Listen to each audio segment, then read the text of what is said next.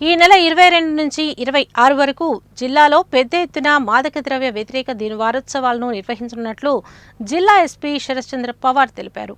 వారం రోజుల పాటు నిర్వహించే ఈ మాదక ద్రవ్య వ్యతిరేక వారోత్సవాల్లో ప్రజలను భాగస్వామ్యం చేసి విజయవంతం చేయాలని అన్నారు.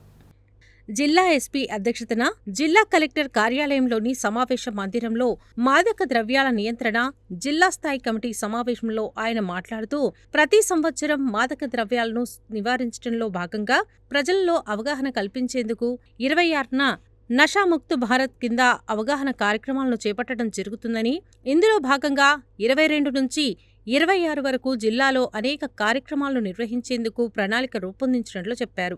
22న విద్యాసంస్థల్లో అవగాహన కార్యక్రమాలు, 23, 24న విద్యార్థులకు వివిధ రకాల పోటీల నిర్వహణ, 25, 26న గ్రామస్థాయిలో పోలీస్ ఇతర శాఖల ద్వారా అవగాహన కార్యక్రమాలను నిర్వహించనున్నట్లు తెలిపారు. అలాగే 26న 2K రన్ నిర్వహించనున్నట్లు తెలిపారు.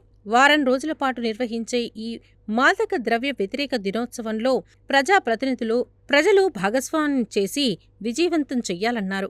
జిల్లాలో మత్తు పదార్థాల నివారణలో భాగంగా పాఠశాలలు, కళాశాలల్లోని విద్యార్థులు మత్తుమందుల బారిన పడకుండా అన్ని పాఠశాలలు, కళాశాలల కమిటీలు చురుకుగా పనిచేయాలని, ఎక్కడైనా మత్తు పదార్థాలు వినియోగించినట్లయితే తమ దృష్టికి తేవాలని కోరారు. అలాగే విద్యాసంస్థలకు 100 మీటర్ల పరిధిలో పాన్, గుట్కా తదితర షాపులు లేకుండా వాటి వివరాలు సమర్పించాలని అన్నారు.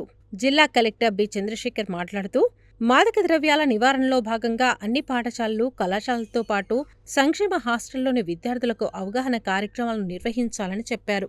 అలాగే విద్యార్థుల ప్రవర్తనను ఎప్పటికప్పుడు పరిశీలించాలని, ఎవరైనా మాదక ద్రవ్యాలకు అలవాటు పడ్డట్టయితే వారిని గుర్తించి తక్షణమే సమాచారం ఇచ్చి డి అడిక్షన్ సెంటర్కు పంపించాలన్నారు. పాఠశాలలకు, విద్యాసంస్థలకు 100 మీటర్ల పరిధిలో ఎలాంటి పాన్ షాపులు, గుట్కా షాపులు లేకుండా చూడాలన్నారు.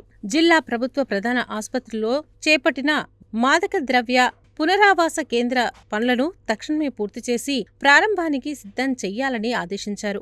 మాదక ద్రవ్యాలు ఇతర ప్రాంతాల నుంచి రవాణా కాకుండా తనిఖీలు కట్టుదిట్టం చెయ్యాలని ఆదేశించారు. అడిషనల్ ఎస్పీ రమేష్, స్థానిక సంస్థల ఇన్ఛార్జ్ అదనపు collector Y. Ashok Reddy, DRO Dashrath తదితరులు సమావేశానికి హాజరయ్యారు.